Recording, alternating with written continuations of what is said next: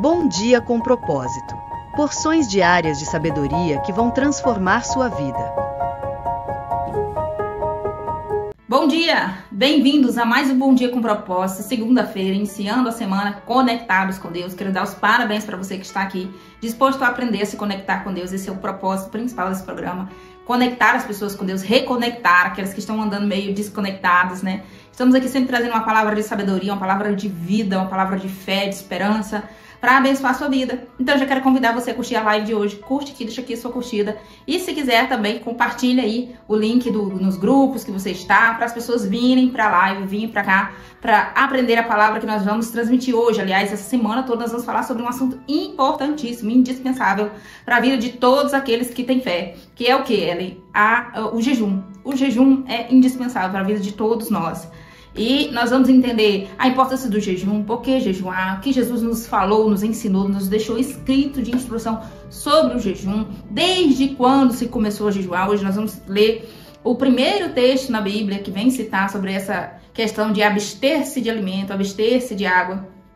Nós vamos entender os tipos de jejum, os benefícios do jejum para a nossa vida. Tudo isso nós vamos aprender essa semana. Então já fica ligadinho aqui, se eu fosse você já copiava o link e compartilharia com alguém que vai amar aprender o que nós vamos compartilhar aqui, tá bom? Vamos então abrir nossa Bíblia. Se você estiver com a sua aí, eu convido você a abrir. Eu sempre gosto de incentivar você a abrir a sua Bíblia, ler junto comigo, para você ver que tá escrito aquilo que eu tô lendo, para você não pensar assim, não, tá lendo outra coisa, tá inventando, tá bom? Eu gosto sempre de você, e você também, eu gosto que você comenta aqui embaixo, meu ponto de vista é esse. Não tem problema nenhum se a gente diverge em algum ponto teológico. Eu não sou teóloga ainda, né? Espero um dia poder fazer aí a graduação em teologia, mas a minha intenção aqui não é te dar um estudo bíblico sobre teologia, mas conectar você com Deus, aquilo que o Senhor nos deixou escrito, nos deixou como manual de vida, e que tem causado tanto caos na vida das pessoas por não saberem aquilo que está escrito, né? Quantas dores seriam evitadas na nossa vida se nós seguíssemos esse manual? Sabe quando a gente compra um carro novo, direto da fábrica, né? Compra direto na loja, melhor dizendo, e o carro sempre vem com um manual de instrução. Só que 99,9% da população mundial não lê esse manual, ninguém lê. Porque a pessoa confia, eu sei ligar o carro, eu sei acelerar, já tirei a minha habilitação, né? Minha CNH na autoescola, então não preciso do manual. E aí quando o carro dá algum problema, sempre a pessoa fica refém de um mecânico. Porque às vezes o problema é simples, ela poderia resolver ou poderia tomar algum cuidado para evitar aquele problema acontecer, mas como ela não leu o manual, ela não sabe. Você sabia disso? Claro, né? Eu também sou motorista, eu também passo por isso. Só que aí, como eu tenho meu marido em casa e ele tá ligado nessa parte mecânica, quando precisa de alguma coisa, eu confio muito nessa parte pra ele, porque eu já tenho tantas outras coisas pra estudar. Mas falando na nossa vida prática, nossa vida com fé em Deus, nossa caminhada com Cristo, a gente não pode ser negligente, fazer a mesma coisa. Confiar o ensino bíblico apenas para alguém nos transmitir, apenas ser terceirizado esse conhecimento. Não. É maravilhoso ouvir alguém falando, é maravilhoso ouvir alguém explicando, é maravilhoso ter aí um mentor, ter aí algum tipo de liderança que vem nos instruir. Isso é muito legal, a gente não pode negligenciar, é importante sim. Mas é muito importante que eu indivíduo, eu pessoa que anda com Cristo, eu amigo de Jesus, conheça aquilo que ele deixou escrito. Então fica aqui a minha instrução para você, tá? Sempre aqui nas lives eu tô deixando uma lição de casa, aí eu falo, leia tal capítulo, tal, medite, leia com calma, faça suas anotações. Por quê? Para incentivar você a ter mais contato aqui com a poderosa Bíblia Sagrada, que na verdade é o manual da vida eterna. Abra sua Bíblia em Êxodo 34. Êxodo 34, nós vamos ler só o versículo 28. Tá bom? É a primeira vez que a Bíblia vem falar sobre jejum, sobre essa abstenção de alimento, de água, e nós vamos começar aí o contexto de tudo que nós vamos falar essa semana, hoje aqui, sobre essa lição do que viveu Moisés. Abre aí. Eu vou ler na Nova Versão Internacional, que é uma linguagem bíblica mais simplificada e vai ajudar muito você, tá? Você pode ter acesso a uma NVI, que é a Nova Versão Internacional, através de aplicativo. Você clica aí, coloca Bíblia Sagrada, NVI, e você consegue baixar o aplicativo no seu celular. Tá bom? Vamos ler. E diz, Êxodo 34, 28, Moisés ficou ali com o Senhor 40 dias e 40 noites, sem comer pão e sem beber água. E escreveu nas tábuas as palavras da aliança, os 10 mandamentos. Pausa aqui, vamos entender o contexto que isso aqui está inserido. Vamos? Aqui está falando de um momento que Moisés passou a sós com Deus, privilégio, que honra, no Monte Sinai, na qual ele se absteve, né? Ele fez um jejum. se ele se absteve de pão, de alimento e de água, ele fez um jejum. Um jejum de quanto tempo, Ellen? De 40 dias e 40 noites, como você leu comigo. É óbvio que Moisés aqui ele desidratou, ele perdeu peso, né? Mas estar na presença de Deus era muito mais valioso que qualquer pão terrestre. E aqui eu já começo explicando para você sobre o que é o jejum. O que simboliza o jejum? Por que eu preciso jejuar, Ellen? Olha, o primeiro ponto que eu quero falar para você sobre o jejum, eu quero te falar o que o jejum não é. O jejum não é um sacrilégio, até fiz umas anotações aqui. O jejum não é um sacrilégio, o jejum não é para eu provar para alguém que eu sou espiritualizado, não é para eu provar para alguém que estou perto de Deus, não é para eu provar nada para ninguém. O jejum não é isso. O jejum também não é dieta. Dieta é uma coisa, dieta ele não está acompanhada de oração. O que difere uma dieta de uma oração, Ellen? Por exemplo, um jejum intermitente, já ouviu falar dessa expressão? A medicina moderna enfatiza muito isso, tem aí muitos estudos sobre os benefícios do jejum intermitente. Mas o jejum intermitente por si só, que é uma dieta de uma certa forma, ele não tem efeito no mundo espiritual. E isso é o que eu estou te ensinando essa manhã, sobre o jejum baseado na Bíblia, que ele vai trazer retorno, vai trazer benefícios para o nosso a nossa vida com Deus, a nossa vida espiritual, nossa conexão com Deus. O propósito principal dele, número 1, top 1, se você estiver anotando aí, já anota. O propósito principal do jejum é buscar a Deus, me conectar com Deus. Então, eu até posterguei, confesso que até posterguei, já era para mim estar falando sobre jejum com vocês há algumas semanas, né? Já estamos aí ultrapassando os 70 episódios aqui juntos, que legal, né? Que alegria, eu fico muito feliz por isso. Estamos rompendo, estamos cada dia mais aí motivados, então vai ajudando esse canal a crescer. Mas, porque nós já falamos sobre tantos assuntos, falamos sobre o poder das palavras, falamos sobre as amizades, os ambientes que a gente está inserido, falamos sobre tantas coisas legais, né? Aqui meditamos uma semana inteira só sobre a vida de Sansão, meditamos a semana passada sobre o pecado, sobre os erros, sobre as falhas, nossas fraquezas, né? Que às vezes nos dominam, a depender de como nós estamos com Deus.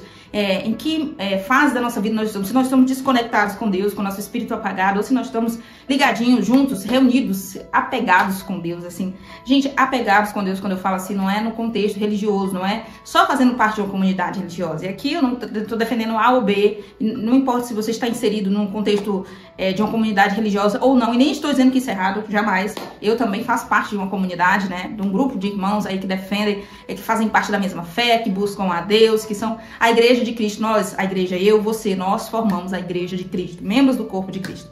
Mas voltando aqui para o contexto do jejum, o jejum ele vai trazer materialização para tudo que nós aprendemos até agora no devocional. Quer ver um exemplo? Se eu jejum, eu mortifico a minha carne. Você já consegue entender que o jejum vai te deixar fraquinho, vai te deixar faminto, obviamente. O jejum ele vai te deixar quebrantado. O jejum ele nos lembra a nossa vulnerabilidade. Ele traz à tona o quanto a gente, algumas horas sem pão, sem água, a gente é nada. Você vai trazendo assim a sua consciência, meu Deus, eu só fiquei sem almoçar e já tô desequilibrada desse jeito, assim, desequilibrado não emocionalmente, tá, gente? Mas já tô fragilizada, assim, já tô suando frio, já tô passando mal. Nossa, como eu sou fraco. Vai te lembrando isso, vai trazendo a sua memória, as suas fraquezas, vai denunciando as suas mazelas. É isso que o jejum faz com a gente. Então, assim, tudo aquilo que a gente vem aprendendo ao longo dessas semanas, o poder das palavras, tomar cuidado, as amizades, o meio que a gente está inserido, a questão das falhas, dos pecados. Eu falei agora, acredito que na última semana, acho que não sei se foi na sexta-feira, nós falamos sobre como vencer aqueles hábitos que têm nos vencidos, um vício, por exemplo, vício na rede social, vício no conteúdo inapropriado, vício em um determinado hábito, como que eu venço isso? E aí eu fui dando algumas dicas para vocês lá que não inseri o jejum, até pequei nisso, peço desculpa, assim, cometi essa falha, porque o jejum ele é muito importante, ele traz essa materialização, ele fortalece o teu espírito para você vencer a tua natureza carnal, a tua natureza humana. E outra, os benefícios do jejum não se restringem só ao universo espiritual. Não é só para me conectar com Deus. O jejum faz bem para o corpo físico, a ciência está aí para comprovar isso. Faz bem para o corpo físico, faz bem para a questão mental, emocional, faz bem para o desenvolvimento do cérebro, faz bem para tanta coisa. Eu poderia fazer aqui um rol de estudos e pegar aí uma lista na internet, mas basta você dar um Google e colocar assim, os benefícios, quais são os benefícios do jejum? Você vai ver lá uma gama de benefícios cientificamente. Aí, alguns artigos que você encontrar, primordialmente você vai encontrar artigos falando sobre o jejum intermitente. O que seria o jejum intermitente, ela? Que eu não consigo entender. nada mais é do que você pegar umas janelas do teu dia e ficar sem se alimentar, sem ingerir nenhum tipo de alimento. Quer ver? Você faz a última refeição hoje às 18 horas. Às 18 horas você faz a última refeição e não se alimenta mais com nada. Você pode continuar tomando a sua água aí normal, seu suco, mas você não toma mais nenhuma refeição. E aí no dia seguinte você também não toma café e você vai comer lá para meio-dia, 11 horas da manhã. Entendeu? Você conseguiu fazer uma janela, um intervalo de umas 12 horas, mais ou menos? Mais de 12 horas, 16 horas. Então, esses intervalos longos, que não só são noturno, por exemplo, eu durmo 8 horas por noite. Durante a noite eu durmo 8 horas, esse período eu não acordo para comer. Então, eu já fico 8 horas sem comer, certo? Agora, eu vou aumentar 4 horas. 2 horas antes de eu dormir eu não como e 2 horas depois que eu acordo também não como. Então, eu já tenho aí um intervalo de 12 horas sem me alimentar. Ou 12 horas entre uma alimentação e outra. Esse é o jejum intermitente. Ele não é acompanhado de oração. Ele tem como finalidade tanto trazer benefícios para o corpo físico, quanto emagrecer, entre outras coisas. Inclusive, tem recomendação médica. Mas voltando aqui para falar do nosso jejum bíblico, do jejum que vai trazer benefícios espirituais, que vai me conectar com Deus, ele precisa estar acompanhado de oração. Ele precisa ter um momento inicial que eu faço uma oração. Pai, nesse momento estou entrando em jejum, estou apresentando a minha vida diante do Senhor em jejum, na qual aí eu vou especificar os detalhes falando para Deus, ou eu vou continuar tomando água, olha, eu vou já contar um depoimento pessoal meu para ajudar você que tem dificuldade. Mas é bom você explicar se é um jejum absoluto, que a gente chama. O que é jejum absoluto? Esse jejum de Moisés, que é o mesmo jejum que Jesus fez 40 dias, sem comer nada. Na verdade, há quem defenda que o jejum de Jesus teve água, ele bebeu água, porque quando termina, lá diz que ele teve fome, e em nenhum momento diz que ele teve sede. Mas nós vamos conferir esse texto ainda essa semana, vamos dar uma lidinha lá nos evangelhos, onde fala desse período de jejum de Jesus, para nós tirarmos as nossas conclusões, se o jejum de Jesus foi absoluto ou não. Mas enfim, o de Moisés aqui foi absoluto, que aqui está dizendo que ele se absteve de comida e de bebida. Então, esse jejum absoluto, eu não como nada, eu não bebo nada, eu só no máximo escovo meus dentes, claro, faço a minha higiene ali, que isso não interrompe, não interfere no meu jejum, mas eu faço a minha oração inicial apresentando a Deus que eu estou iniciando o jejum.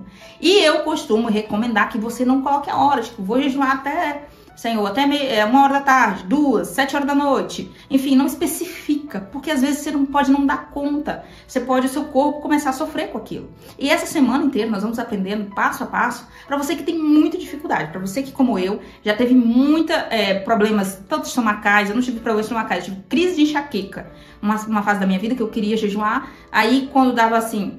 Às vezes eu não sentia na hora enquanto eu tava jejuando, mas era só eu terminar, que eu fosse comer alguma coisa, mas dar uma crise de enxaqueca, que era difícil encontrar até um remédio que aliviasse aquela dor que era tão intensa. E até eu ir me acostumando insistindo, que o segredo tá em não desistir, eu fui entendendo o meu corpo, e fui entendendo o que tava faltando, o que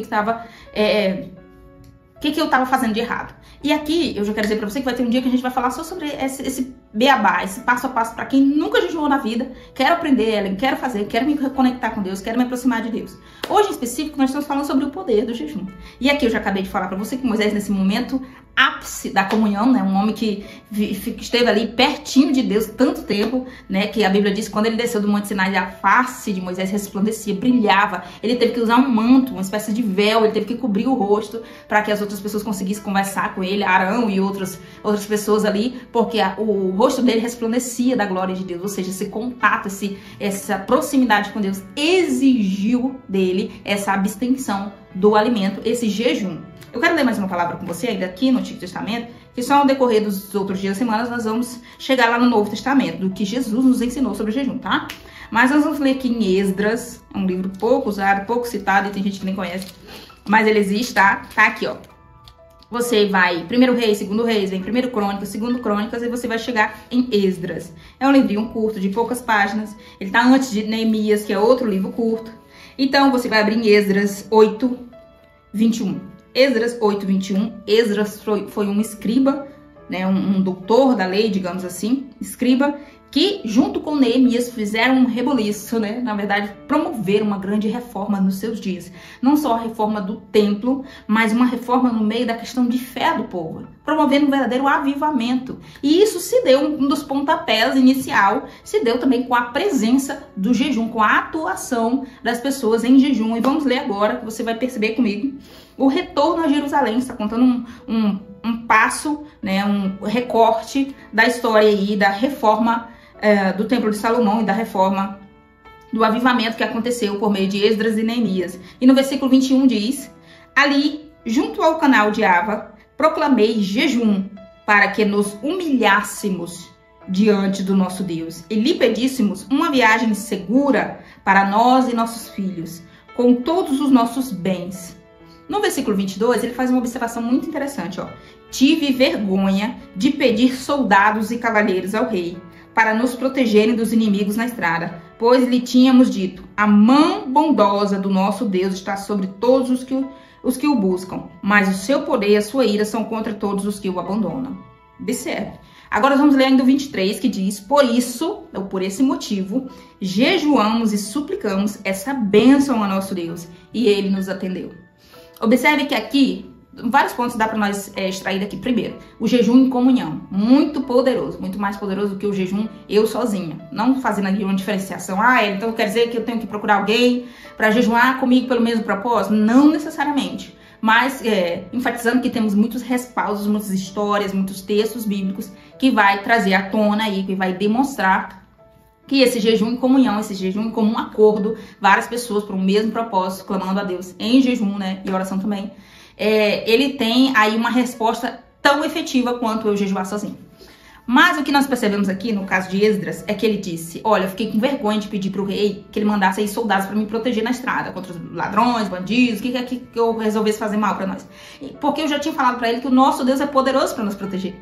Mas por via das dúvidas, para garantir que a bênção seria completa, nós jejuamos e clamamos ao Senhor. Nós nos humilhamos, reconhecendo que o nosso Deus é mais poderoso do que Artaxerxes. E quem é esse Artaxerxes?